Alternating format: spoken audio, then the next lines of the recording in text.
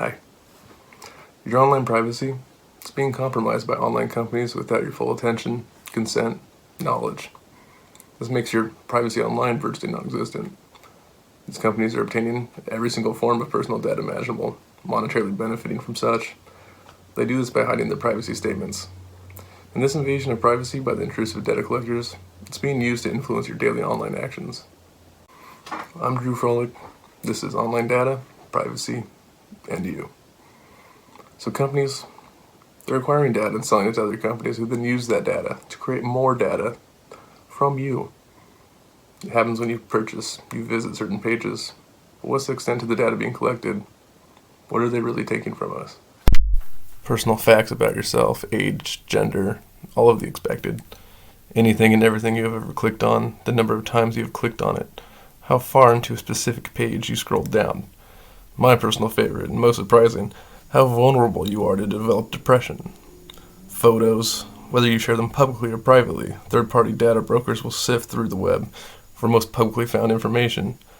The bigger tech giants have access to everything you share, even if you set it as private to a certain group or even just viewable to yourself. Christian Fuchs, a chair at Uppsala University, researched and presented evidence in his article, The Political Economy of Privacy on Facebook. In 2008, by downloading and installing Google Chrome, users give up the copyright to their own personal files onto their personal computer.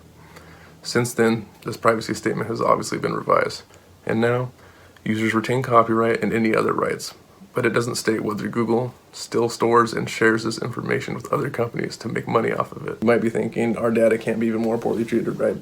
Emily Rader, professor at Michigan State University, spoke on many of these examples and issues at a USENIC symposium in 2014. Sure, the big online giants are collecting, storing, selling the data, but what happens from there? Why do we care?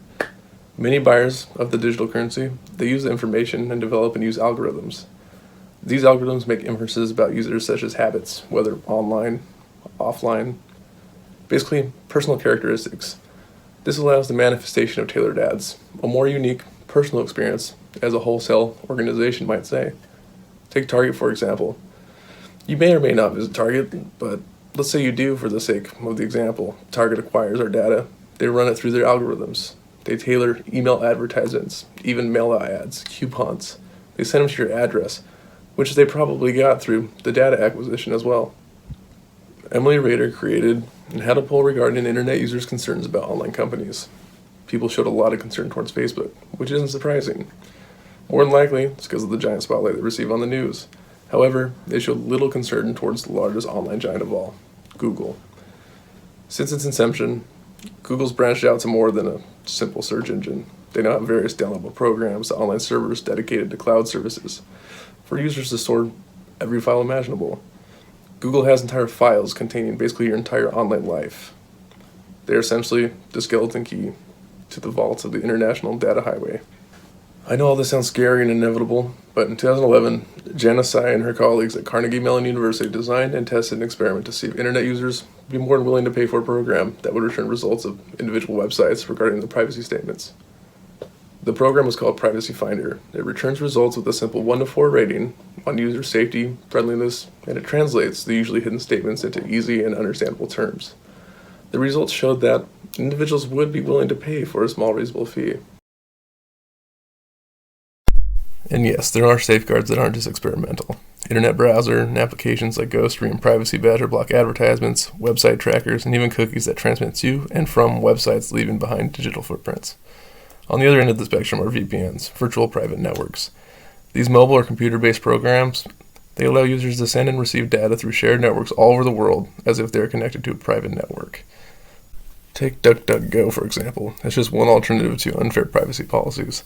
The search engine will never give a user personalized results, protects your privacy, it never stores IP addresses, your login info, and it only sends and receives cookies when completely necessary.